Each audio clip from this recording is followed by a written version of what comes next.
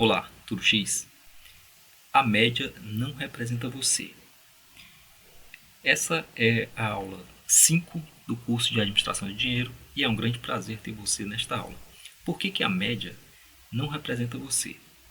Imagina se você vai tomar decisões baseado na média de renda mensal da população brasileira. De quantos milhões de pessoas estamos falando?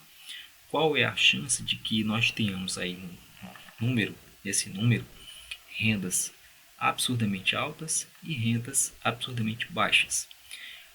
A maioria tem renda mais próximo da média ou mais longe dessa média? Quantas pessoas ficam realmente ali em torno da média? A média aritmética, se você não sabe, é calculada somando todos os valores e dividindo pelo total de valores que foram considerados. Por exemplo, se você tiver 5 pessoas, você soma a renda das 5 pessoas e divide por 5. Agora imagina isso representar uma pessoa quando você tem 220 milhões de pessoas para considerar. Como é que essa média vai representar você? E se você for tomar como base a renda mensal de pessoas que moram em determinado estado. Naquele estado também vai ter gente com rendas altíssimas que vão fazer com que essa renda média se desloque para cima, e isso é um efeito da própria medida, que é uma medida de posição estatística, que é sofrer influência dos extremos. Quando você tem poucos elementos com extremos de renda muito alta, isso faz com que a média se mova um pouquinho lá mais para cima, o que pode trazer um grande equívoco em uma análise, inclusive em termos de cálculo de desigualdade. Se você quiser uma medida um pouco mais realista, você pode recorrer à moda. Por exemplo, você quer abrir um pequeno negócio no seu bairro. Aí você, em vez de usar a renda média daquele bairro, porque com certeza vai ter pessoas com rendas altas ou rendas médias e pessoas sem renda nenhuma, você pode se basear pela moda, ou seja, a moda é a maior repetição de um determinado valor. Aliás, o valor que se repete com mais frequência. Então, se a maioria ali tem uma renda de um salário mínimo, essa vai ser a renda que você vai se basear para vender um determinado produto. Se você for se basear pela renda média, pode ser que você tenha um resultado muito diferente do que você está esperando. Outra situação em que você não deve reconhecer como um dado para você aplicar na sua vida são os índices publicados pelos órgãos oficiais, como o IPCA. O IPCA é o índice de preços ao consumidor amplo. Ele tem uma cesta de produtos. Essa cesta de produtos, se você quiser acessar, você vai lá no site do IBGE e ver quais são os produtos que estão lá. Aí você vai ver quais daqueles produtos de fato você consome e qual foi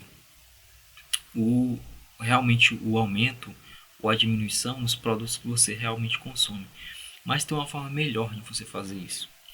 Você pode simplesmente anotar, de fato, fazer uma lista com os produtos que você de fato consome e a quantidade que você consome, anotando os preços dele e conferindo no final do ano a variação dos preços do que você consome.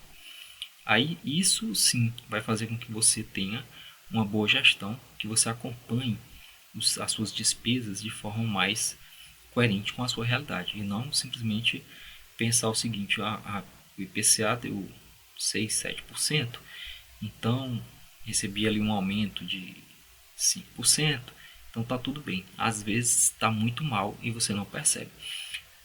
O que aconteceu, por exemplo, com algumas pessoas de 2010 até 2020 foi um achatamento da renda.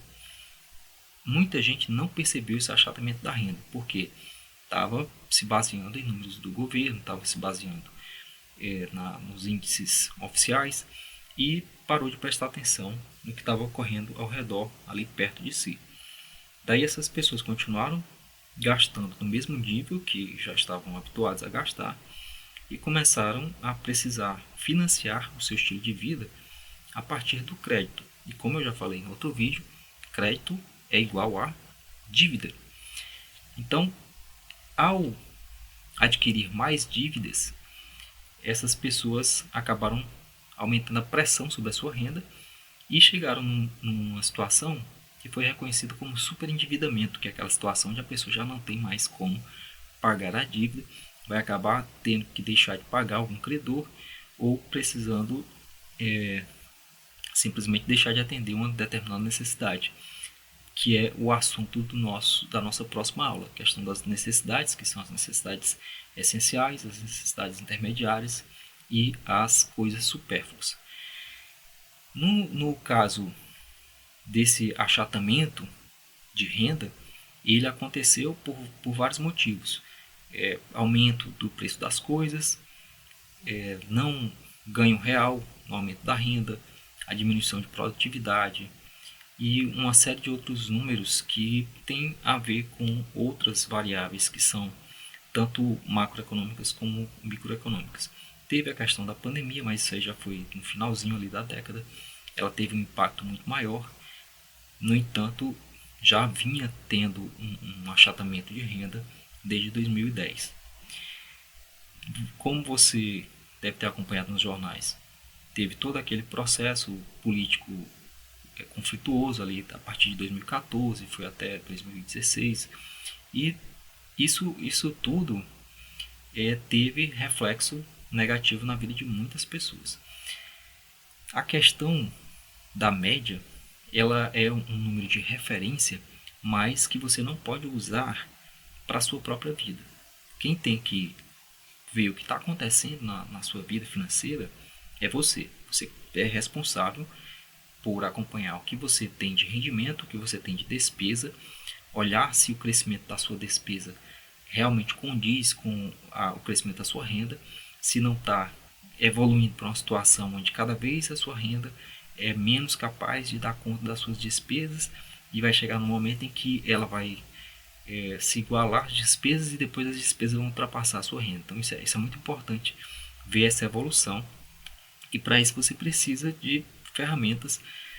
Antigamente era muito mais difícil, você não tinha máquinas para fazer isso, não tinha softwares, não tinha quase nada, mas hoje você tem, e você tem muita ferramenta gratuita para fazer isso, inclusive as planilhas. Eu recomendo as planilhas porque as planilhas elas são um intermediário entre você fazer um programa para você mesmo, que seria uma coisa muito mais complexa, e você ter um programa que você pode moldar de acordo com a sua necessidade.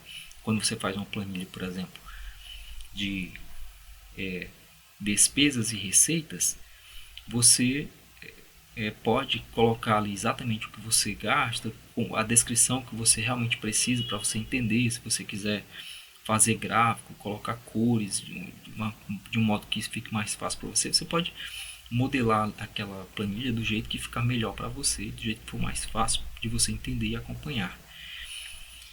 Se você fizer isso, assumir o controle da sua vida financeira e usar essas questões de renda média, de gasto médio das famílias em determinado produto, se você usar esse número apenas como referência para você ter uma ideia de que você está acima ou abaixo daquela média, mas não usar isso como um norte para a sua vida, não usar isso como uma questão que vai se adaptar à sua situação, fica mais fácil de você resolver a sua vida financeira, fica mais fácil de você ter uma boa gestão do dinheiro. Desejo a você uma excelente gestão do dinheiro e até a próxima aula.